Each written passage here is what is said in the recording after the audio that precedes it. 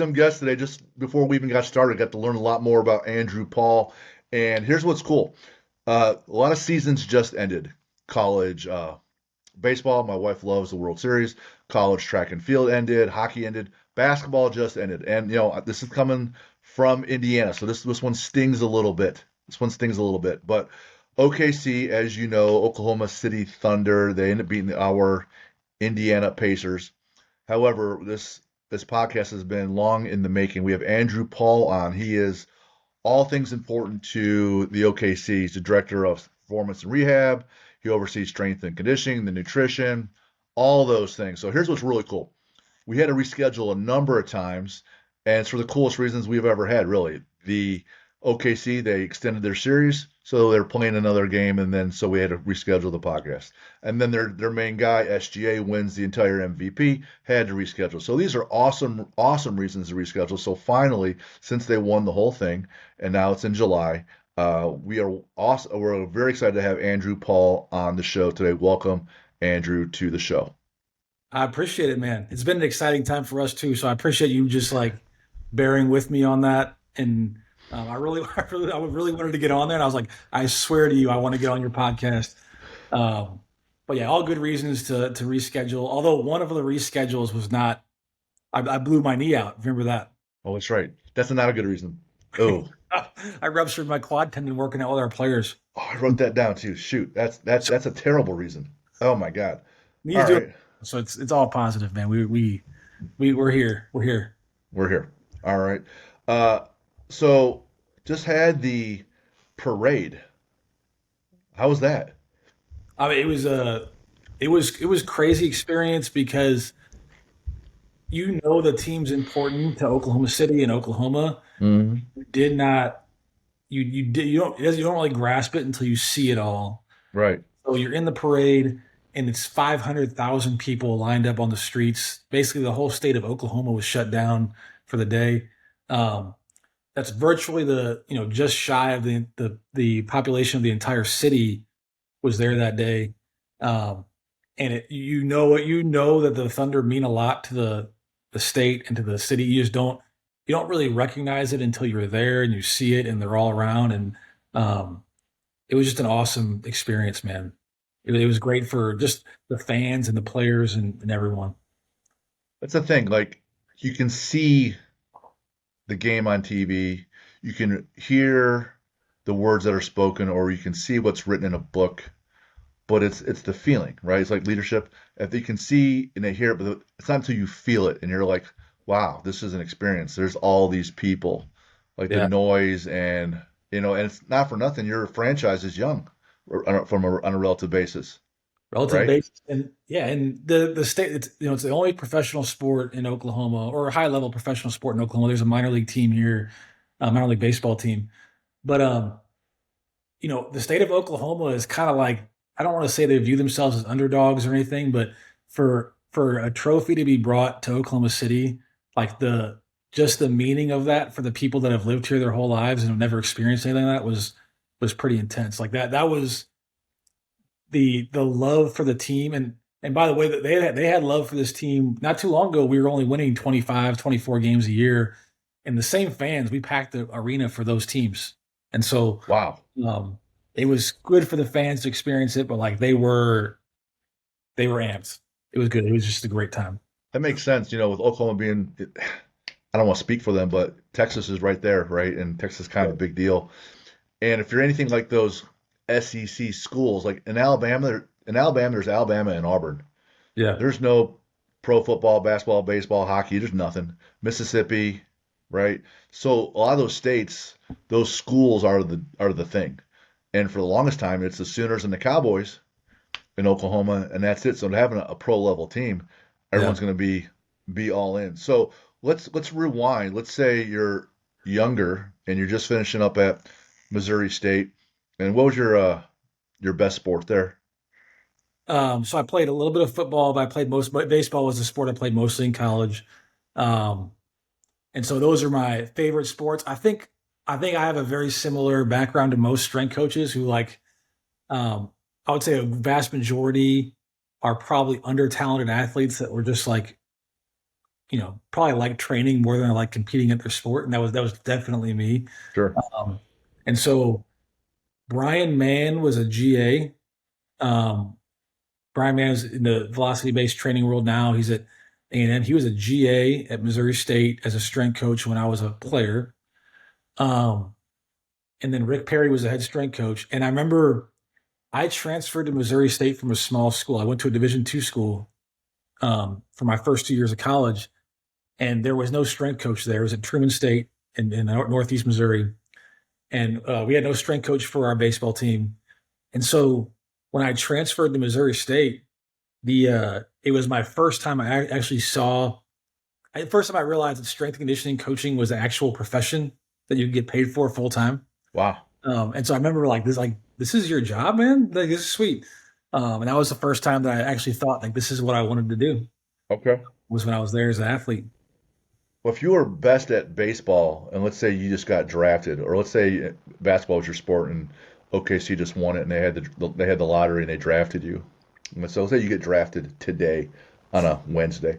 What's your walkout song gonna be?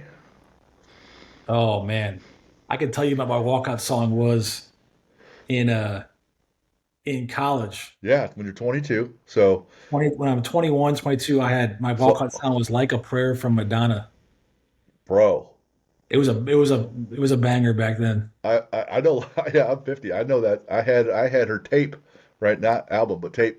And so I hope to God that SGA and all the other players hear this. What your main song was. Now, if it were today, would it still be the same song? Probably because it's funny. I don't listen to any new music at all. So I Mm, listen to the same music I listened to in college. Like, our weight room's full of new music all the time, and mm, I've mastered the art of tuning that out completely. yeah, Um, there's a lot of all crap. the- yeah, not now. It's like I'm like my if you look at my Spotify account right now, it's mostly like Daniel Tiger songs for my 3-year-old daughter. Ouch. Yeah, stuff like that. So The Wiggles and Blues Clues. yeah. So you just get drafted, and you can pick any kind of meal. What are we having to eat? Oh, I'm like a massive pizza guy. Okay. Yeah. Thin crust, stuffed crust, deep dish, New York style. I'm from St. Louis, so that's like the only pizza we acknowledge is the thin crust pizza. Mm. Um, so I'm like, there's a place in St. Louis called Emo's Pizza that's like a famous pizza spot in St. Louis. So that's the meal. Shout out Emo's Pizza. Also, shout out Pat Ivy, episode 62, Dr. Como, episode 57. So, for those playing along at home, that Missouri tie, we had Dr. Como on, and then she got me to Pat, and then got us to Josh Stoner down at Stephen F. Austin, who then got us to Andrew. And it seems like, other than Como, if you go to Missouri, you're into athletics, and then you lose your hair quickly. So, that's a good thing, right? Because everybody seems to have a shaved head. So, uh, I can blame it on Mizzou. That's good. right? But apparently they have good pizza. All right, so national level competitor in Olympic weightlifting, snatch and clean and jerk. Yeah. And they talk about knocking it out of the Olympics all the time, and it's called Olympic lifting. Any so references, numbers, total, body weight. So my body weight, this was before Olympic lifting was cool. My dog's barking in the background right now. He's choosing the best time to wake up. But this is back before Olympic lifting was cool, I think. So this is in the late 90s, early 2000s. Um, and I was about 170, I was in the 174s for a little bit and 187s after that. My best numbers, I can't remember where I was in each weight class. My best numbers was 145 clean and jerk and a 125 snatch, I believe. In So kilo. about a 275 snatch and Yeah. roughly 150, 300, about a 330 clean and jerk roughly. Yeah. All right. And I competed I competed for a while, definitely through high school, and then after I went to play sports in college, I kind of stepped aside, and then I actually competed in one more meet after college, and I decided it's really hard to coach and train that hard at the same time. Sure. So, It is, right? so yeah, the Olympic shoes were hung up. The higher you want to go in anything, the more likely you got to cut more and more things out, not add, right? Well, one of the things that Pat told me, I think it was Pat or a member of our staff, that just basically said, you can't train elite athletes and train to be an elite athlete. That's like very, very difficult. And I Right. learned that, I think Yes. I learned that when I was very young. Yes. You mentioned that after you left your D2 school at the D1 school, you met your strength coach, and you're like, wow, you can get paid to do this kind of thing. You had a great strength coach in high school, and he had a lot of great values, and you learned those at a young age. What were the things that you actually learned? You thought, hey, man, I identify with this and this guy and this approach, this value. Like, what were they? Well, I think the number one thing is I got confident in myself by training hard and Mm, accomplishing things. That was number one thing that kept me around in the weight room. I think is that coach. His name is 𝗏𝗏. I still talk to him to this day. He's my high, I just texted with him yesterday. He's my high school strength coach, and um, he had a way of pushing you, being hard on you, but then also like congratulating you and praising you at the same time. And I think as a young kid, I started with him when I was 12-ish or 13. I think that's what you're looking for as a young man, is like something you're good at. And he made you feel like you were good at it, even if you weren't. mhm. But then the underlying of that is you were learning how to be on time. You were learning how to do your best. You were learning how to fail at certain things and come back and do it again. And so, um, while he wasn't lecturing me on being on time and doing your best and those things, he was reinforcing that every day. And he made an environment where um, I would walk out the room more confident than I walked in every day. And that when you're just a young, impressionable adolescent, that's a huge thing. Huge thing. How about the component, relative today, even how it's okay to underperform, like you didn't do well on this movement or lift, and how failing is okay given that you're trying to improve. So many, and I think it's more, once people are set, it gets ingrained in their DNA and their identity that it's not okay to fail, right? we have, my wife and I, between us, we have 6 kids. We'll hear from, oh, I don't want to look bad. I don't want to, I don't want to fail. Yeah. And they'll say that I said, I'm screaming for failures. Please fail as quickly as possible so we can just evolve now. But talk about that, how that guy made it okay to fail and keep going and learn and improve. I don't remember exactly what he did to prove that point. I do know Sure. a time he told me, so I got into Olympic lifting through him, and I never set out to be an Olympic lifter. We used Olympic lifts to get better as athletes, and Mm, he started finding these meets locally and then nationally to go to.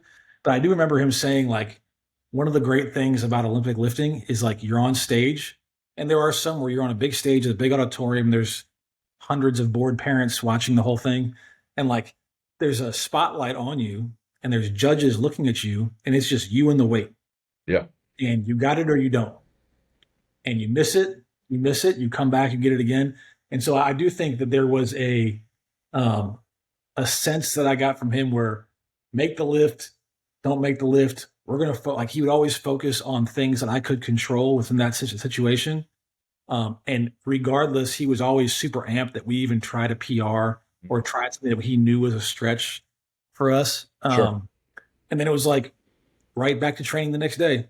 Right. So it was just a I don't know if there was ever a moment where we talked about that, but it was just so ingrained in your daily routine that you're gonna try this. You've never done this before, and you're gonna do it. And if you do it, high five, I'll see you tomorrow. If you don't, high five, I'll see you tomorrow. Yeah. like like one of those things. That's amazing. That's so good. Plus, there's that external pressure that you can feel or figure out how not to feel. The Yeah. judges, the lights, the parents, we traveled all this way, blah, blah, blah, one at a time.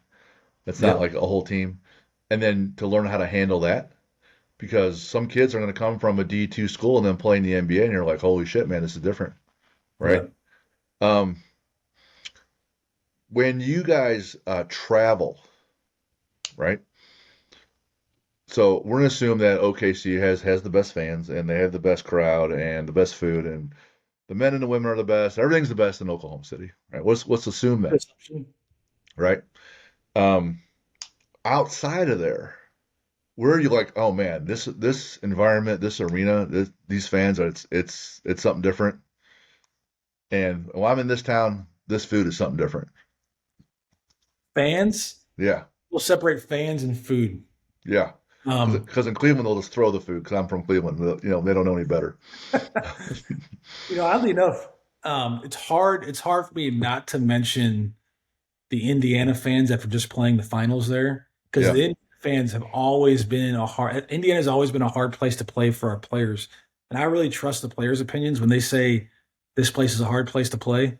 Um, they always talk about Indiana and Denver as wow, being. Denver. Okay, And Denver, there's like a, Denver's very good. They're a good team. Just the air there is harder for the players to adapt to in the first quarter, and then like on top of that, the fans are pretty intense. So they'll always talk about yeah, uh, those two places being tougher places to play. They never mention the obvious like New York type things, and then LA. one of the New York fans will turn on their own team very quickly. So you like they're not in it like the Indiana fans are. Right. So That, the food, um, I'm trying to think of. We go to really, we're like really spoiled with food. Um, you have to put New York in the food category because of the diversity and just like there's like underground restaurants in just about every corner of New York. I wouldn't even be able to name one, but you'll be able to find a nice steakhouse if you want it. You'll be able to find Thai food if you want it. You'll be able to find just about whatever you want in New York within walking distance. So you got to put New York in that category just from pure volume of what they have.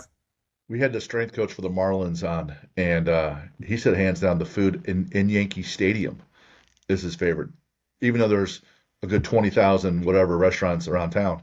He's like Really? he absolutely loved the food in Yankee Stadium. Um, There's a place in LA. It's actually in LA and in Dallas. There's only two that I know of in the country called the Honor Bar. And my my workmates would be like they would kill me if I didn't mention it when you ask me about food, because I will, as soon as we land in LA, I'm going to the Honor Bar and they have a chicken sandwich that is world famous. really? Oh, it's right next to our hotel, and people like I will line up and wait for an hour and a half for this chicken sandwich. It's crazy. That shouldn't have Wow. anything else on the menu. But it's a famous chicken sandwich in the NBA circle. All right, all right. Honor bar. I have it written down. Um, One of the things that I say, and I always send out these questionnaires to our guests, and one of the questions is, "What do you want to talk about?" And you said training philosophy, and I Yeah. usually don't just go right into that question, but I have my thoughts on my training philosophy and what I witness and trends with strength coaches in college, and I can't really say the pros as much, mostly in college and in high schools, but let's have you go first on what your training philosophy is going to be. And you worked at the college level and the pro level. Does it change a whole lot? So, training philosophy, what is that? And then how does it evolve between college and pro? Your second question is better. I don't know why I put training philosophy on there. Usually that's what I end up talking about on podcasts. Um, Well, we're going to spend a little time, not a lot, but I just want to hear it. yeah, yeah. So there's a big difference between college and pro, and I know I haven't been out of college for over 10 years now, and so I wasn't there during the NIL stuff at all. Sure. So maybe this has changed. But what in college, I think you had a lot more power of authority um, over the players to a large degree, where they were on your program and you could have them do whatever, and they were going to do it. Um, that's not the case in professional sports. In that the players are going to walk in and they're going to have a wide variety of leverage. One of our players just signed a deal where he's going to make 71 million next year. So like they're going to have their opinions and their preferences, and you have to learn how to cater to that. And so you have to be a much more diverse, wide scoped, deep at coach. On top of that, some of our players can be with us for 10 plus years. It's not like college where you can have like a junior, freshman, sophomore, junior program. You're going to have a program for rookie, and there's been people that have been with us for a full 15 to 17-year career.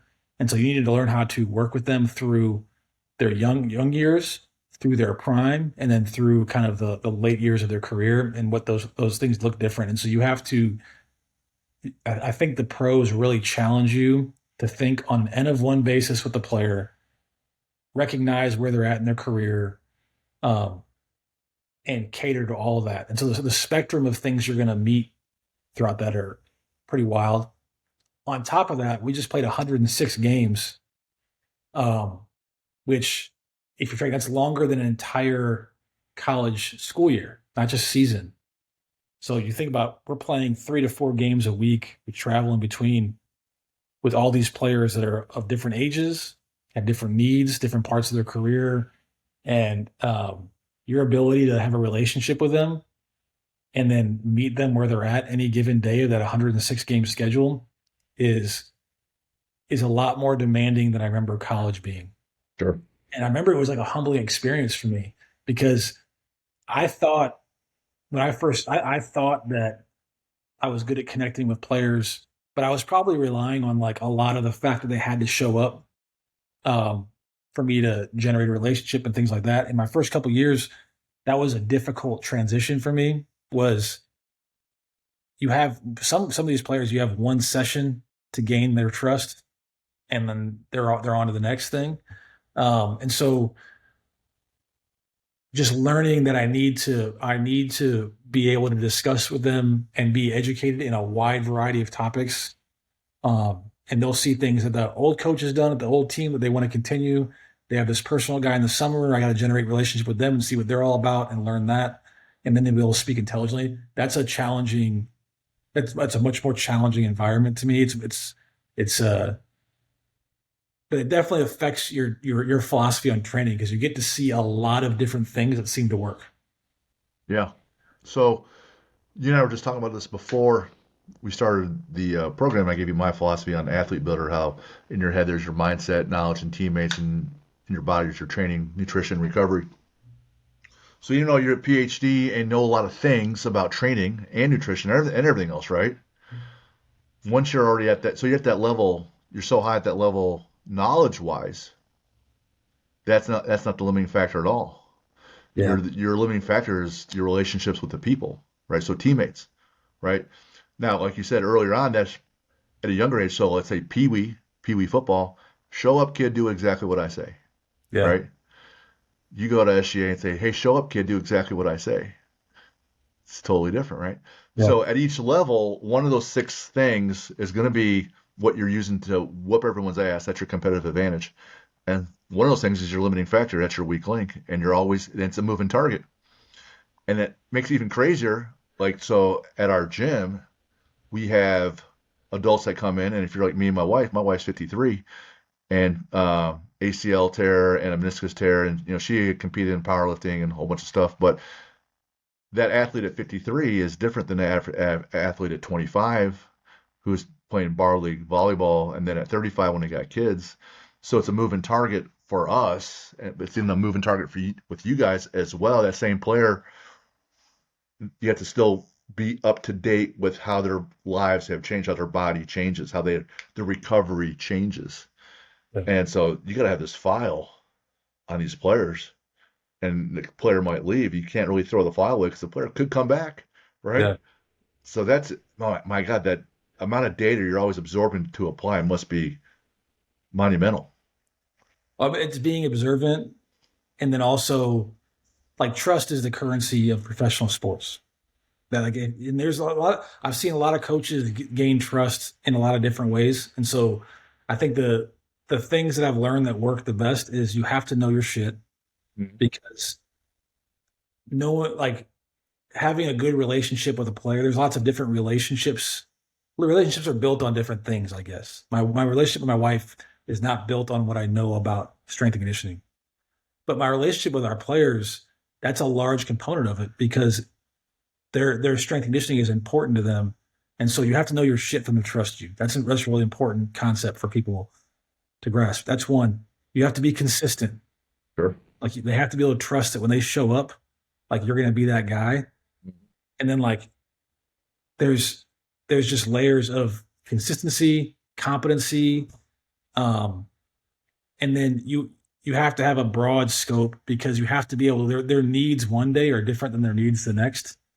And the pressure that's on some of our players is pretty immense to support their families and the people they so they need to be able to trust when they walk in the building that you can handle them and they don't have to think. That's like one less thing they have to think about. And that's huge for a relationship between the two of you. It's like, yeah, we can be friends a little bit and we can talk about life and we can move through this together. But at the end of the day, what I think professional athletes want the most is someone they can trust with what you're meant to be trusted with, which is their health. You think those players need you to be omniscient and flawless? No, they need you to be authentic. Yeah, right. So you can not know everything, but know that you'll go out and find an answer. You could make mistakes, but own the mistakes and say, "Hey, we're fixing it." The players now are professional bullshit detectors, man. Right. And like, if in the course of 106 games and over the course of 17 years of a career, you can't bullshit someone you might be able to bullshit them for that day or maybe a week or so, but they'll figure it out. And like, you need to be authentic with them and tell them the truth. And sometimes telling the truth is like a hard conversation.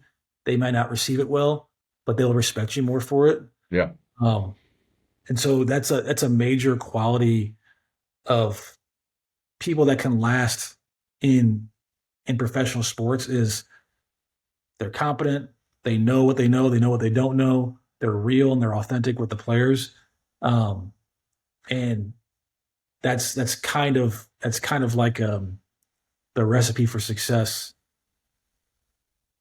In my experience, that's been the recipe for success and longevity in professional sports. The people I see, and I've only been here for going on my 11th season, but the people that I've seen that have like survived in professional sports, I watch them, and that's it, man. Like they know their stuff, they're honest, they're authentic, they're consistent, and the players learn over time to respect them, even if they're not like the coolest guy in the world. The guys respect that. Oh, good thing because my cool level meter is. I'm not. The guys make fun of me all the time because I'm not like my own kids with the no cap lingo. I'm like, come on. Yeah. Come on, bro. I need a translator at times, but help me out. Yeah. Let's ask you, I don't know if you're well versed in it, but more and more, whatever sport you're in, and you're in basketball, kids will play in the rec league and then they'll play in a travel league, and then there's AAU, high school, college, etc.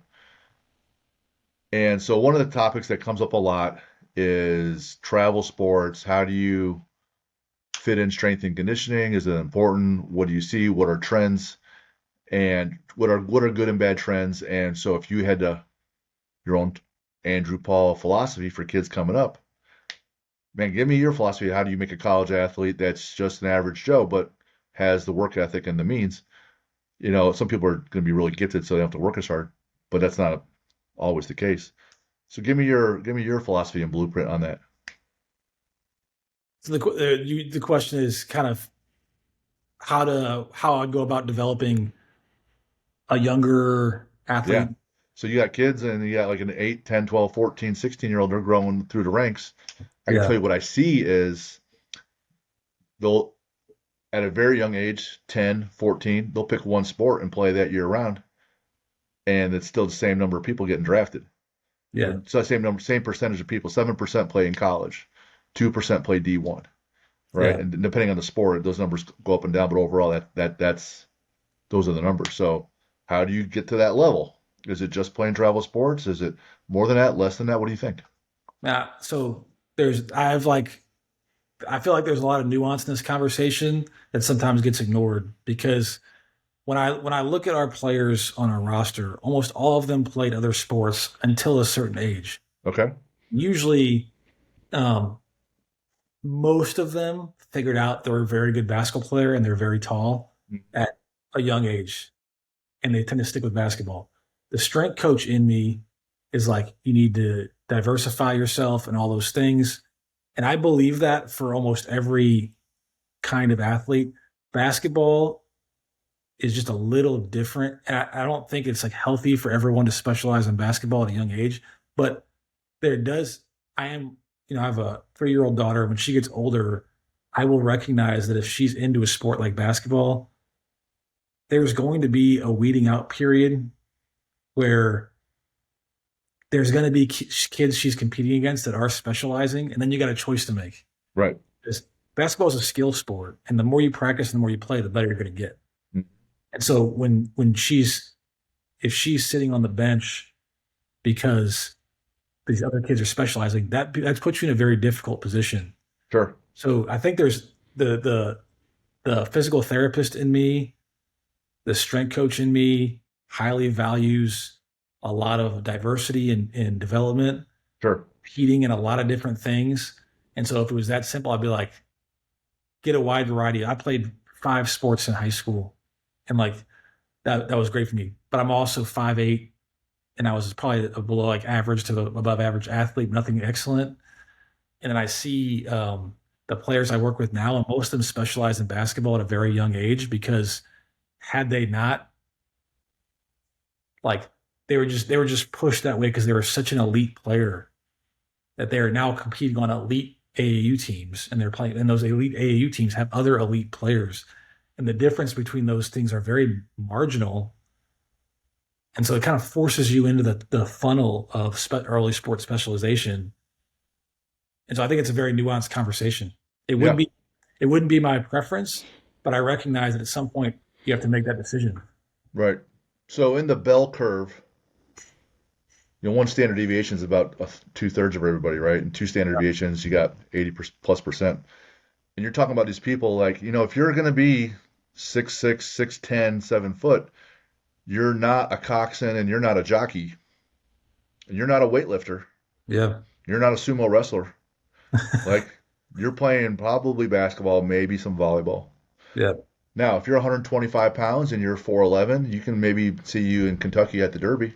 Yeah. Right. So sure, your body makeup is going to dictate that. If you're in that 1 to 2 standard deviations, the average person, or now we'll even talk about those elite level people, I would argue that, yeah, you need some diversity. So with the average people, so they can stay healthy, no ACL tears, mentally they're getting better.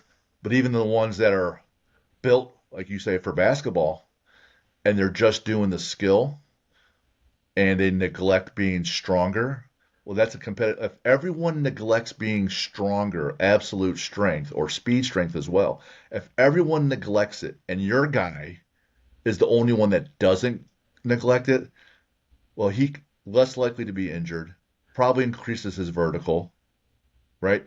More resilient, and probably a little more explosive because he added that one component. Everyone else is practicing all the time because it's a very skill dominant sport. Sure, he can still do that, but to say, hey, he doesn't need to lift 3 days a week, I would say like no one's Jordan wasn't winning against the Pistons until he got stronger. Yeah. Right. So that component of basketball is changing. Okay. Even in the 10 years I've been in the NBA, the culture of basketball has accepted lifting as being a part of their daily needs. Okay. Much more. We're not getting the same kids that have never been in the weight room before showing up in the draft. And part of it is, it's like what you're saying. It's like the law of it's almost like it's like the free market. It's like everyone's going to converge, and then there's going to be people that start making themselves better, and people have to compete against them. And so there's no longer like things time to normalize. You know right. what I mean? And they trickle down. So the marginal separation from elite to excellent is getting changed with that. So you're not getting the same players that have no training background at all anymore, and it'll trickle down to college. What they're investing in college strength and conditioning programs now is is directly related to what they're paying NBA strength coaches, and that's going to trickle down to AAU teams that are trying to get their guys into colleges, Sure. particularly when they have the transfer portal, because the coaches have the option of getting not a grown, but a junior that's 21 and been in a weight program for 2 years, or a high school kid that hadn't done much. And so that's changing. I think I've noticed that a difference there. Our guys are much more prepared lifters than they were 10 years ago.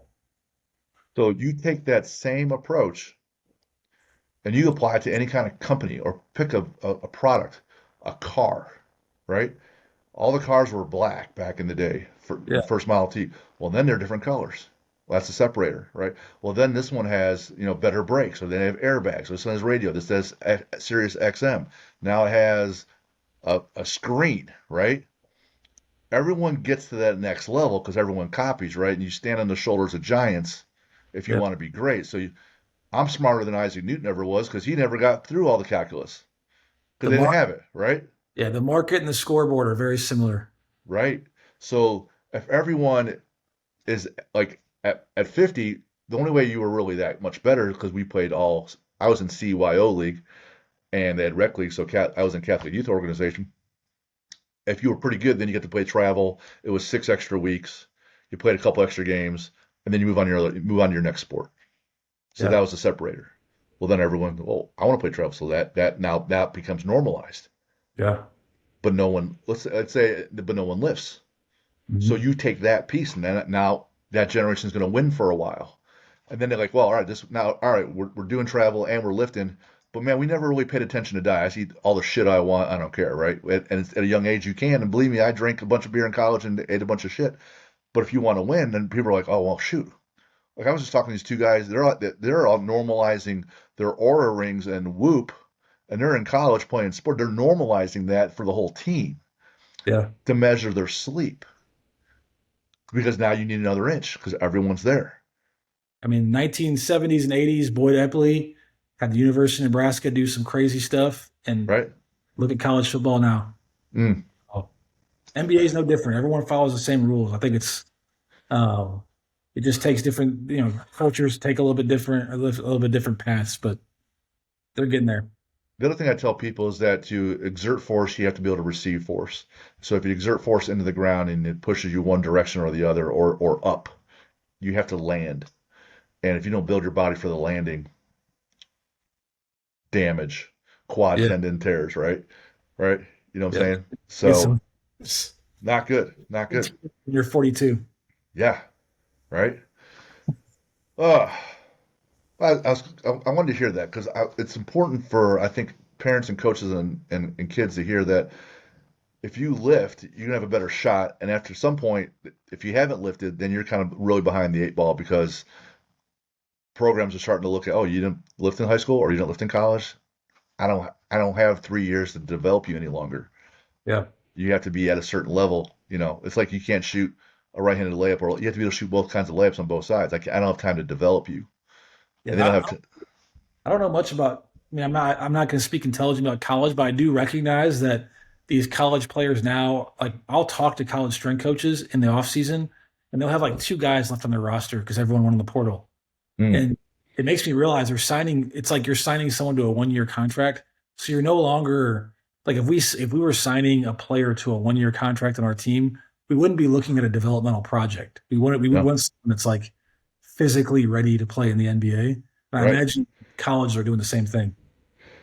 So for parents or coaches that at the younger level hear that, you're basically a 1 year deal because the kids and parents can be like, well, I should be playing as a freshman or as a sophomore. And so if you're not developed physically when you get there, you're probably going to be pissed and you're going to move on, or someone else is going to come in and take your spot anyway. So you have to do the things earlier because there's so much fluidity in the portal now, right? So Yeah. you better be squared away. You can't be out drinking. You can't be out eating Cheetos all the time and not lifting. So you better be squared away in those things. Otherwise, nothing. You get Yeah. nothing.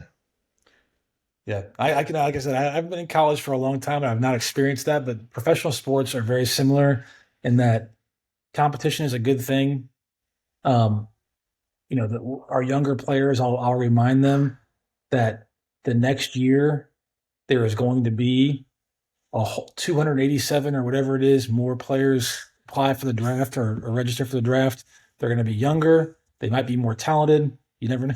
So like it's like as the years go by, just recognize that there is pressure to like competition has to pull that out of you. Hmm. They have someone younger and more talented. Like you know, one of our old coaches is like the NBA is like a restaurant. They'll give you your check and they'll send you out the door and they'll sit someone else in your seat right after you. Oh man, how humbling. Yeah. In that environment where everyone's competitive, talk about off the court, like people trying to win at horse, they're playing at win at cards, win at golf, win at like, first one to the elevator. Like I've seen teams where it's like I'm gonna eat my food faster than you, right? I'm gonna hold my breath longer than you and fuck around. I'm gonna hold my breath underwater, right? Yeah. Talk about how crazy it can get sometimes with those guys. Um, our team is pretty chill. Our team's pretty chill. This is the old. I've had issues with previous teams. The guys made a lot of money, and you look, and on the plane there'll be card games going on with $100,000 of cash stacked up for a single hand, Jeez, and so that stuff is real. is that your And game? Is that where you were playing? yeah, I was out on that. I was on the Uno table with Huda, Monopoly money. right? Uh, so there is competitions like that. There are some like the other just in the finals. There was a big argument going on pregame about who could do the most push-ups. And some of these guys, and then of course I get pulled into it because I'm the strength coach. So like, who you think can do the most push-ups? And there's guys throwing out outrageous numbers. And one thing I realize about these guys is like they've been such good athletes their whole life. They'll say crazy stuff. They'll say I could throw a baseball 95 miles an hour for a guy that has never Throwing a played. baseball, right? My favorite time of the year is when the combine's on, NFL combine, because we play it in the weight room, and guys like I run a 4.3 right now. And I'm like, there's no shot you know how fast that is. So they literally will pick anything and decide they're going to be the best at it. Um, but we were like, yeah, guys, I'll do 150 strict push-ups right now. No chance, I was like, that's not happening. I'll give you 15. right? Oh man, I'm better than 15. I'm between 40 and 50, but man, I have to go fast too because just that too much time under tension. 150 straight. I don't have that muscle endurance, and I weigh too much for that. Way These too guys, much. these guys, they just have their and then they just talk themselves up. So the next guy says, "I'll do more," and then it's like the numbers get outrageous. Do they even do with the push-ups or no? No, they just want to argue about it. Like, okay. It's you've seen that movie Invincible, Mark Wahlberg, the Eagles. He's a walk-on receiver, and so it's based on a true story, Vince Papali. And they bring out all these open tryouts, right? And Eagles fans are showing up for open tryouts. Dick Vermeil has that because their team sucks so bad, and Vince makes the team, right? Here's where I'm going with this.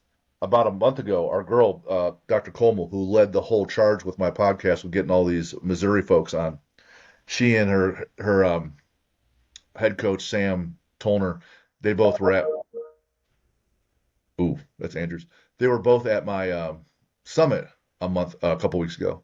But 1 week before that, I went out to their place because they're hosting a combine, like a legit combine. And I go, all right, so what sport are we recruiting for? And they're recruiting for a U.S. bobsled team. And they have these combines around the country. And so bobsled is straightaway power, short burst, right? So that's why Herschel Walker could do it. It's straightaway. There's nothing lateral. There's no 5-10-5. It's just straightaway, right? So whether you're doing bobsled, skeleton, or luge. And depending on which of those three, they want you to be a certain weight because force of mass times acceleration, you want enough weight in the vehicles, etc.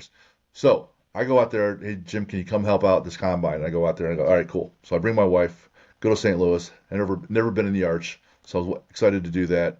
Got some of their fried ravioli, whatever. And we're at this combine, and it had about 10 people come out, 8 or 10, and two of them are walking by and they're doing their own warm-ups on the side, and Jen goes, athlete. Athlete right there.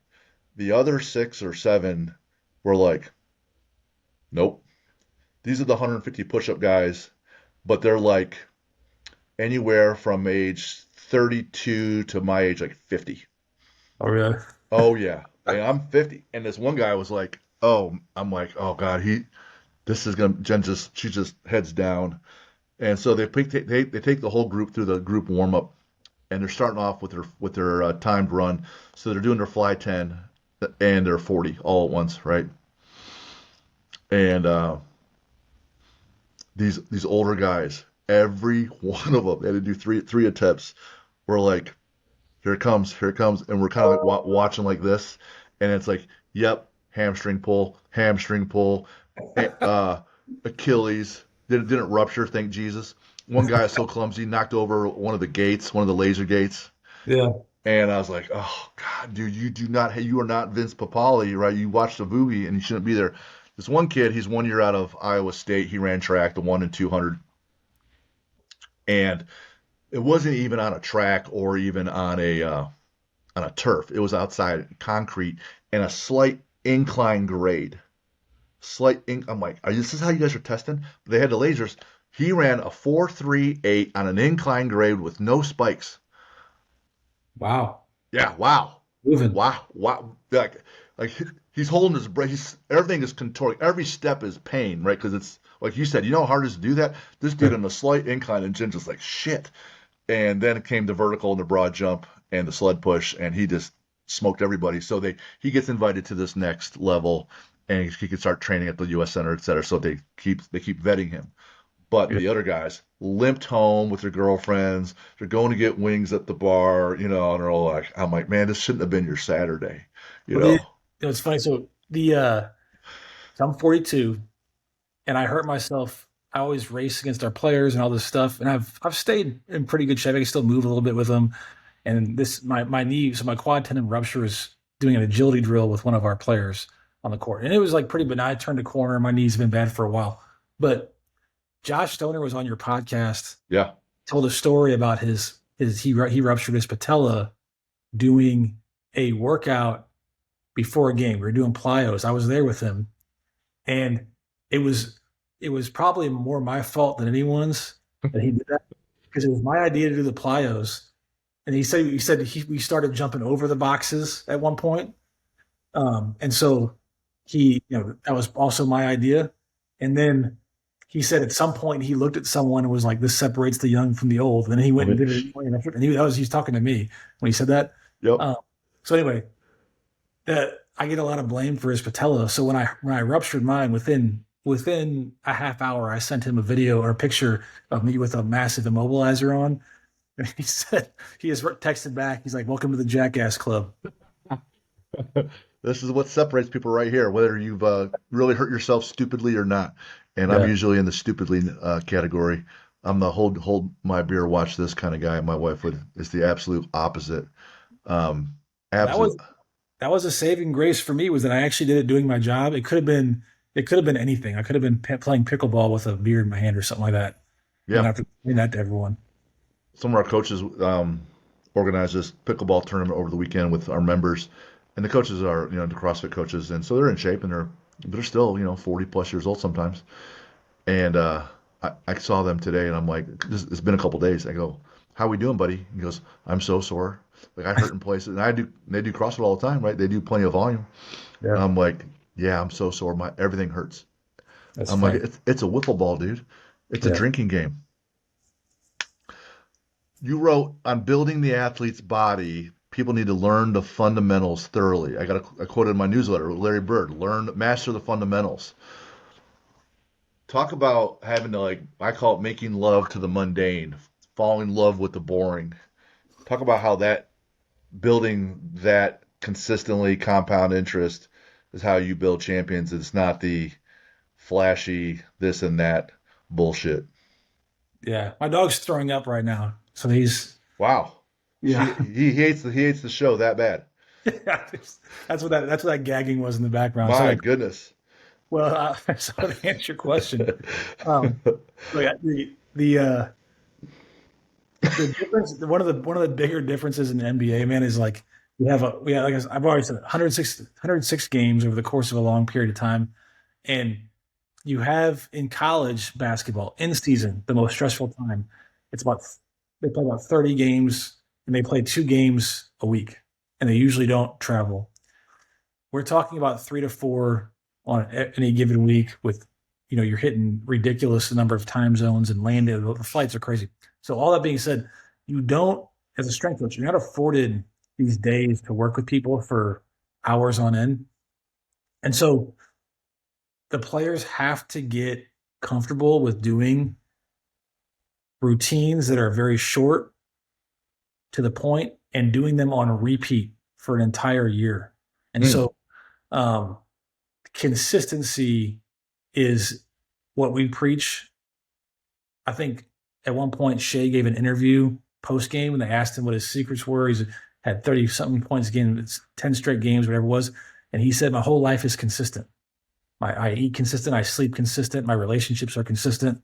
And so the key to professional sports is how much you can tolerate doing the mundane things on repeat for an extended period of time.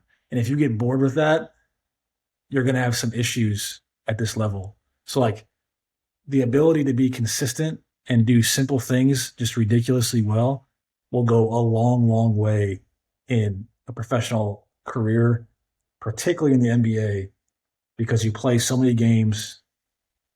You don't have time for these, you just have to win the game with frequency and not with intensity or volume. It's just frequency. So I love that. It's encouraging for me because I have this philosophy, and it's cool to feel like supported, I guess. And so we have 6 core values, and one is the word 𝗍𝗍, which means don't ever give up. I don't know if you're familiar with the word or not. It's from Finland. I am not from Finland. That's the mantra for the entire country. Right. 𝗍𝗍, it's pronounced 𝗍𝗍. It means like guts or entrails, and you just hold on and you just never. So you're suicidal. You're at the end of your rope. You're losing your spouse, your job, your family. You just hang on, don't quit. And people are like, well, I'm no quitter. I get that. I'm like, okay, yeah. You're not going to be suicidal and quit in relationships. That's great. How do you still apply that word? And I'm like, well, do you run through the line or you just run to the line? Did you quit earlier or not? Or did you quit on that rep? Do you have 10 more reps in the tank on your accessory or not? And I'm like, well, I did. So you should have kept going to have enough intensity to create adaptation, right? So don't quit right there. And they say, well, is that it? My kids or the athletes are like, always question me, is that it? I go, here's how you really use that word at the highest level. It's, will I quit before you or not? And if I don't quit before you, then I win and I'm the MVP. And like, what do you mean? Well, you on 52 weeks, there's 365 days. How many of those 365 days did you have the ideal or close to the ideal breakfast? And you say, you have like 300. Well, I had 365. I didn't quit on any of those days. I didn't quit on my sleep. I didn't quit on my whatever you do to calm down, meditate, Bible study, whatever. I didn't quit on the practices. I didn't quit on doing all these things. As soon as I quit on whatever that is that's keeping me at that high level, then I start losing because someone else is just going to hold on that mundane, stupid thing longer, and that's how they win because they stack those wins, that compound interest effect. And I said, that's how who quits first is the loser, and that's at the highest level. And that's how I apply that word philosophically, I guess. I mean, that's so. We talk about stacking days, stacking possessions in games, stacking quarters, all that stuff. So all of it applies, and a big part of the job of a strength coach, or anyone in my position is kind of managing a lot of different aspects of the day for a player, is to make sure they have the least amount of decisions possible to continue stacking. They want to stack good actions without having to make decisions. Sure. And so, one of the things in our building when you walk in is all the basketballs are facing forward. When you open the fridge, all the Gatorade logos are facing the same way. And the reason why we do that is because we don't want any extra noise in the face of our players, because we want every decision they make to be easy. Yeah. And so when they walk into the same building and you're the same person and their lift is ready to go and all they got to do is walk in the door and just focus on basketball and do the thing, then it makes it easier for them to stack those decisions up and stack those days up. And when they walk in and our chefs have their food ready for them when they walk in the door, I'm like, there's not a lot of decision fatigue coming from that. And I think when I talk to our players about what they like about our facility and what they like about our environment, that's always the number one thing they say is like, you make it really easy to be like, just focus on basketball because I hand my trust to you guys. And every time I walk in the weight room, things are set up for me. I know exactly what I need to do. Every time I walk in the kitchen, my food's ready for me. Every time I walk in, and when you're dealing with guys that are walking mutual funds, they're going to have a lot of decisions outside of basketball to make with their money and all these things. And a big part of your job is to manage that mutual fund the way you would expect a financial advisor to manage your money, which is like handle all the angles so that they can walk in the building and just be basketball players. And I think that's that's a major part of it. It's like our job is to create an environment that makes it easy for them to stack every day up. Hmm. So what my wife and I call that, and we stole that right from James Clear, is friction. We want more or less friction. Yeah. If I have plenty of bottles of bourbon and bags of potato chips, there's no friction for me to eat poorly. Yeah. If I don't have it in my house, boom, right? I was always forgetting to take my supplements, fish oil, creatine. I put all that, I had those pill boxes for like 80-year-olds, right? For a whole month. They're already, so one day a month for about 20 minutes, I fill that thing and it sits there right by my toothbrush because I see that every morning. So bam, toothbrush, stack my habit with my supplements. It's right there. No friction, gets done. The goals alone are for losers. Systems are for winners. Yeah. The goals are just targets, each milestone along the way. What system did you put in place? Well, my goal was to take my supplements, coach. I didn't take them. Well, fuck, man, what was your system? I don't know. I just didn't think about it. Great. I don't want to think either. Just put all that next to your toothbrush.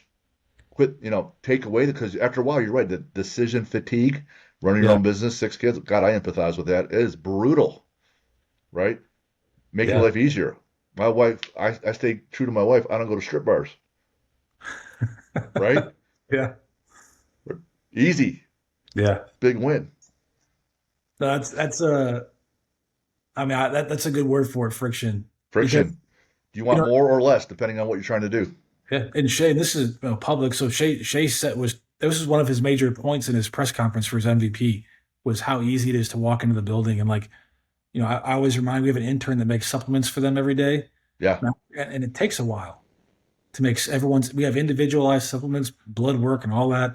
Tells them what to take, and behind the scenes for the player, it's kind of complex. But when the player walks in, you want it to be as simple as possible. So it's like your initials on here, sitting on your chair in your locker as soon as you get in, and there it is. Like you just walk in and that's there. Now behind the scenes, there's a lot of, I guess, tedious complexity that goes on with working with our physicians on what they should be taking and not. And then the more tedious side is our intern doing it every single day.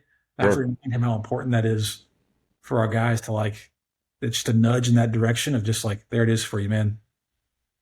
When I talk about teammates, that support crew that you don't see, that behind the scenes guy, that's like, oh, this person is just a big nothing, is critical, right? Yeah.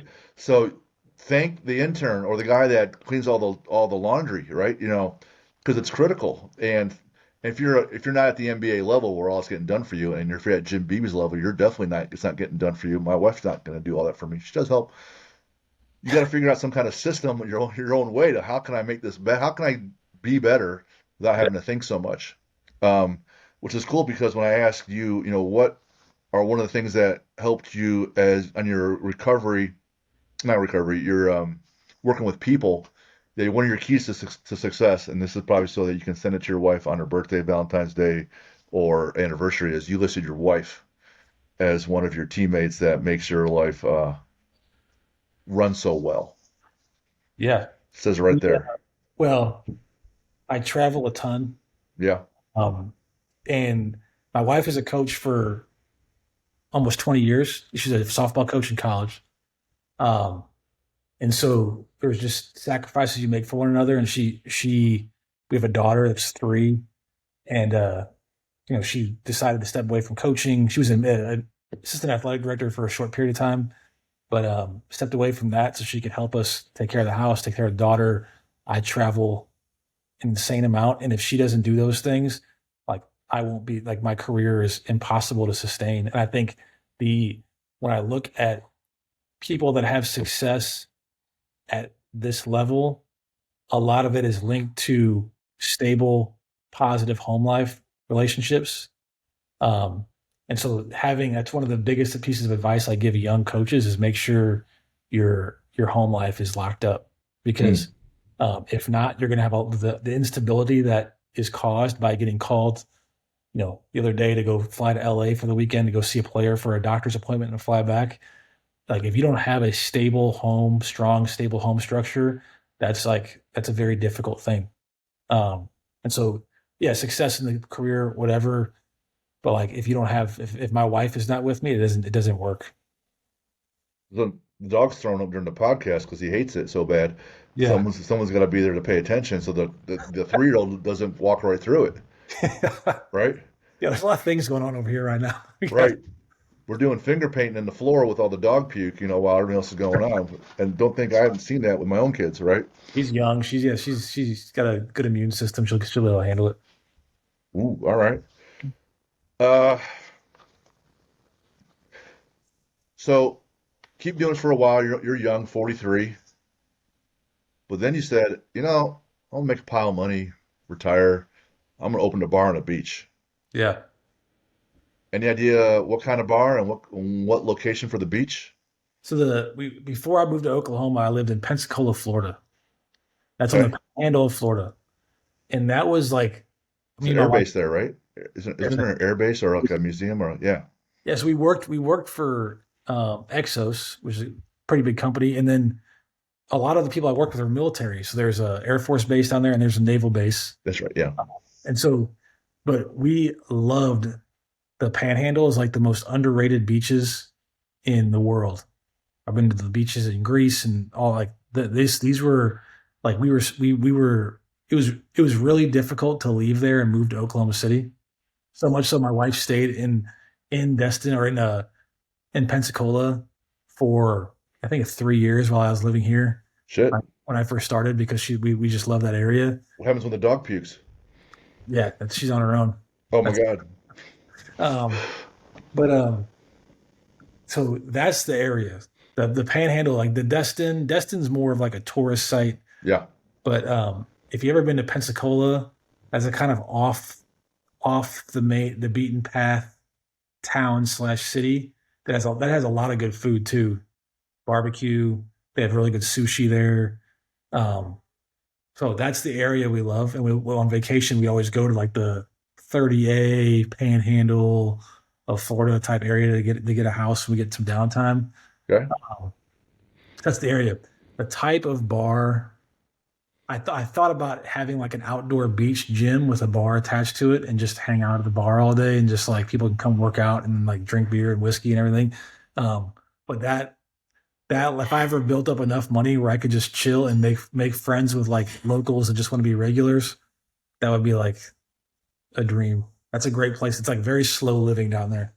And I've been living fast for a while. So like, there's an alluring quality of just like slow beach living. I don't know. I like whiskey and beer as much as the next guy, and I love lifting too. I can just see going over to Andrew's place or Paul's or AP's place, maybe call that, and then, all right, well, I can still squat 405 in cowboy boots. Let's have a couple shots of bourbon first, and throw that in a bar and see what happens. Yeah. Yeah. Maybe a waiver along with the shots, right? Maybe a waiver with the gym. Yeah, not in Pensacola. Pensacola is not it's not a white collar area. No one would sue anyone around there. Oh, really? Okay, write that down. Yeah. I trust everybody. Nobody would ever sue me. Perfect. I'm definitely coming there then. Slip on purpose. Yeah. So this year, it's kind of hard to repeat. You won the whole thing, right?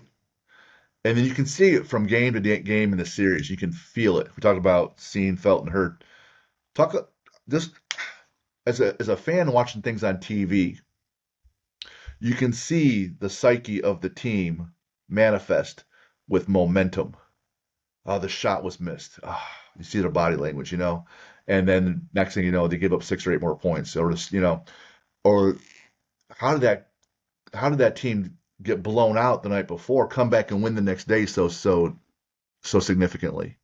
Was it all scheme, right? Now, just give some insights on the psyche of a series, say it's the finals, and then how to handle the psyche of, hey man, we won, man, we're pretty good. We'll just run it back, right? Yeah. Talk about those two things right there, because Let's that's a you figure that out. That's a whole line of books and millions of dollars for yourself, right? Yeah. So I think the first thing those are two big questions. Oh, I'm sorry. We're sneaking in. I'm just Conrad threw up on the floor. The interrupt. um, so those are two big questions. So for one, the emotional swings.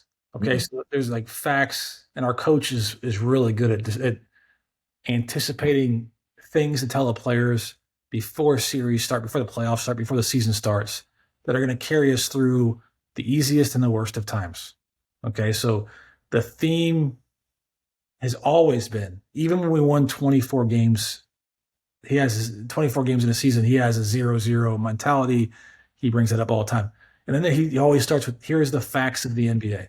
And one of the facts of the NBA is that on any given night, the average point swing, and that's from the lead one team has to the lead the other team has, the difference in those two things at any given point in the game. So if we have a 13-point lead at one point in the game, and then they have a 13-point lead at another point in the game, that's a 26-point swing. Yeah. So the average swing in an NBA game is 25.3 in any given game. 25.3. That's a regular season average. Like I was seeing it all the time. The team was up 30 and they blew it. I was like, fuck. Yeah. That's a normal. So people think these are really emotional. They lost focus, all these reasons. There's a lot of reasons why the points will shift. Okay. And that's a normal thing. In the playoffs, do you think that would be less or more, that swing? I guess I would think it would be less because it's tighter competition. But, if that's what I'm thinking, I'm guessing the answer is the opposite. It's virtually exactly the same. That's okay. Wow. So I think this regular season was 25.3, and then in the playoffs it was 25.6. Wow. So it's the same game. Same game. But the feelings are different. And so managing the players' understanding of that is this: no matter how much you're up, there's going to be a swing. No matter how much you're down, there's going to be a swing. And so no different than stacking days of taking supplements, you have to stack possessions of doing things right. And if you're making a run, you got to continue to stack. And if they're making a run, you've got to get back to stacking. And so like big part of the job of the staff is to stay even, is to not hop into the emotions of a big run that we just went on, and not to hop in the emotions of when we're getting a run put on us, because the NBA is a game of runs. Like you're going to have a 7-point run here, they're going to come back with a 4-point run. You're going to hit a 10-point run, they're going to come. And how you manage those situations throughout the course of the year ultimately sets you up for the playoffs. And one of the things our coach did tell me that I realized going in is like the playoffs are a lot more about your floor, your team's floor, than your ceiling. So like that's the minimums. Yeah. Okay. So yeah. Teams tend to find a way to push you into your worst corners. Yeah. In the playoffs, and your ability to handle that ultimately defines if you can come out of the playoffs well. Whereas the regular season is it's a lot harder to do that because the adjustments you're not playing the same team 7 times in a row. And so your ceiling can kind of define your season a little bit. But I do think that our coach does a good job of explaining those things up front to the players, explaining what they can expect from the media in a very coherent way they can understand. And then the last thing is, part of managing runs within games is also managing the gaps between games. And so those gaps between games feel different than they do in the regular season because there's so much of an emphasis put on there's so much of an emphasis put on the outcome of the previous game. And the media is we'll call it the machine. And they have like these, they're, the media, the big thing our coach says is like, they're actors. They wear makeup. They say 1, 2, 3, go, and they have a end cut. True. And um, and they have these two scripts, and one script, if we lose, they're going to say this. The other script, if we win, they're going to say this. And if we win this game, we're going to be the next dynasty. And if we lose, we're going to be overrated. And they Yeah. have these two scripts they're playing off of.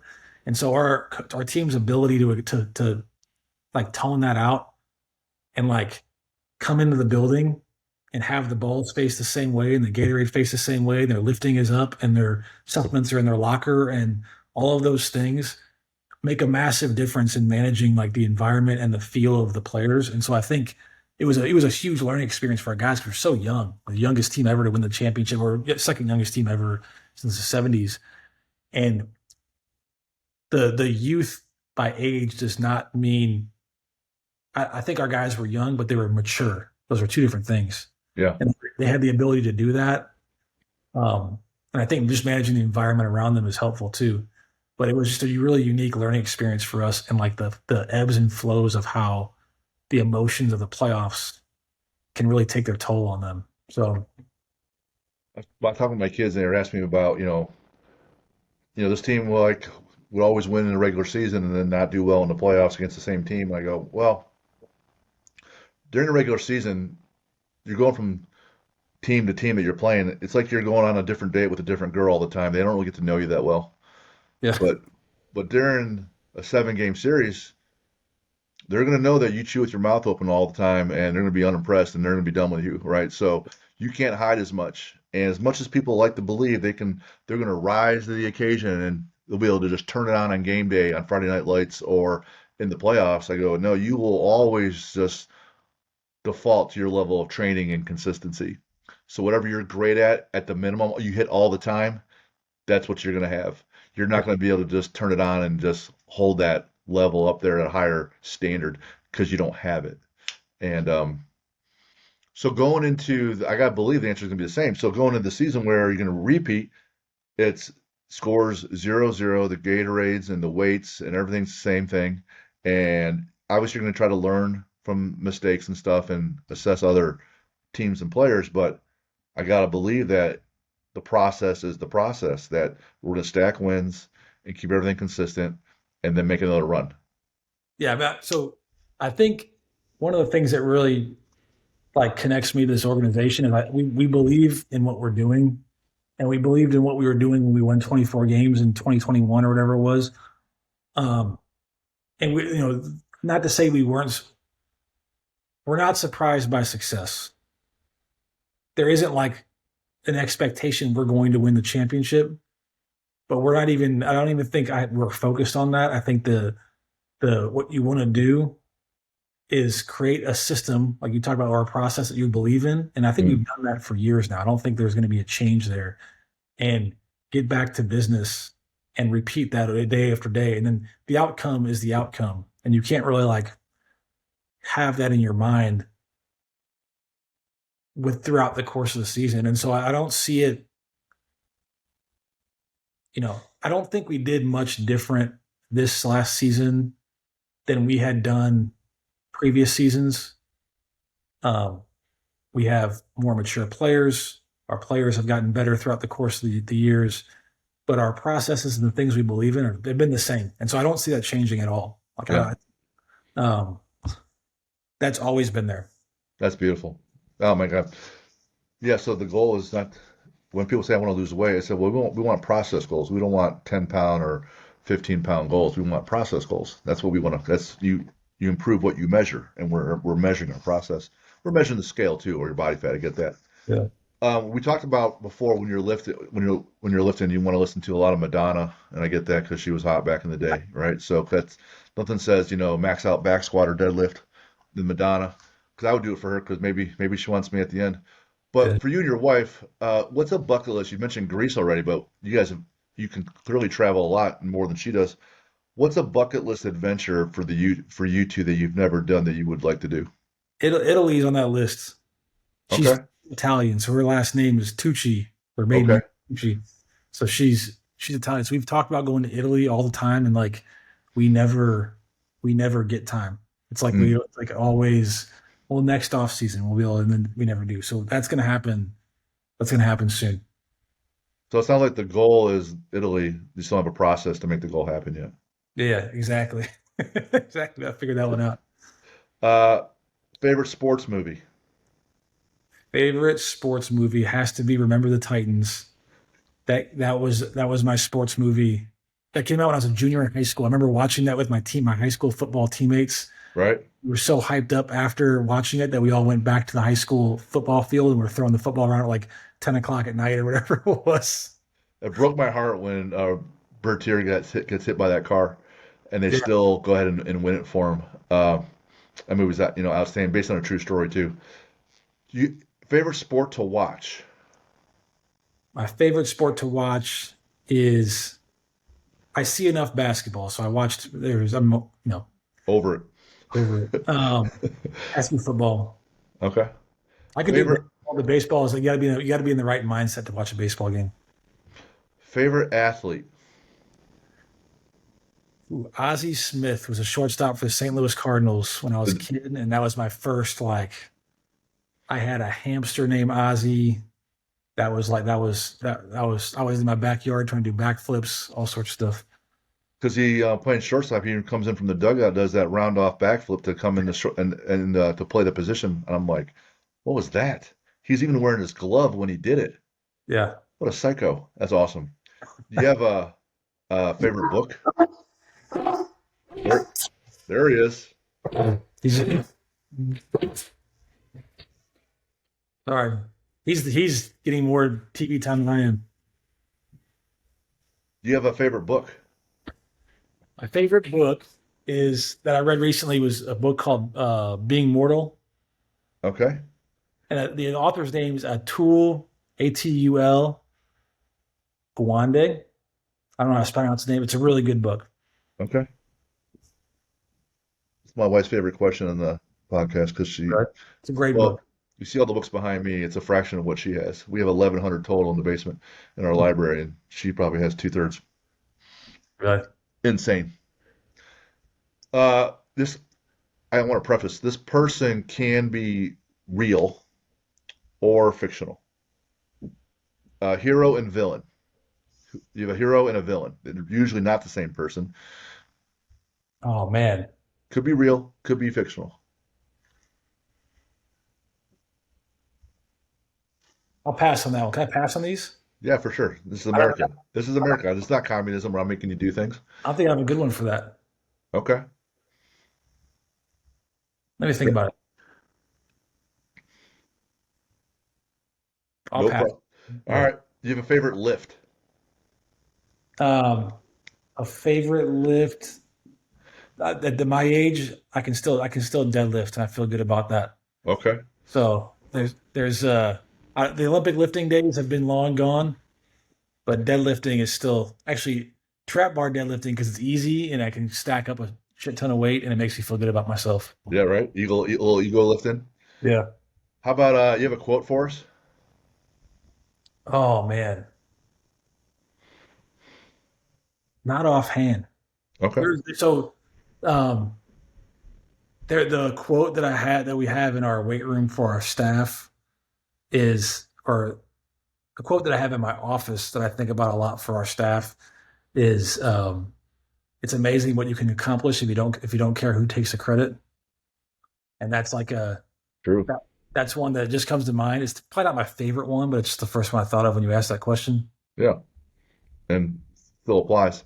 Yeah. Is there I don't know if you're online at all. Any way that people can reach out to you if they want to get a hold of you, or they just gotta, get in line and knock on the door at OKC's office and hey man, I don't want to see the MVP winner. I want to see Andrew Paul if he's available. Yeah. So I have Instagram. Everyone's always very disappointed by my social media because they think it's like Not cool. strength and conditioning content and things like that. And it's not. It's like pictures of my daughter and All right. but it's my Instagram is Andrew Paul PT, all one word. Gotcha. I'm on there occasionally. I'm on Facebook occasionally. Um, that's probably the best way. Cool. Well, hang on here after we wrap up. But man, Andrew wanted to thank you for taking the time to be on the show. Thank you for introducing your wife and your dog to us as well. That Yeah. was cool. Had to meet your daughter. For those who want to have questions for us, you know how to do it. Info at athlete-builder.com and go online. There's swag if you want to help support the show. There's my book, Planner and Digital Course, if you want to work on getting better, or send us an email. We want to work with you. So, Andrew, loved our time together. Thank you for the generosity and the gift of just sharing this moment with us. We really appreciate it. Jim, I really appreciate you having me on. I had a good time. Good. Awesome. All right. Well, best of luck next year. Yeah, thank you, man. Yep.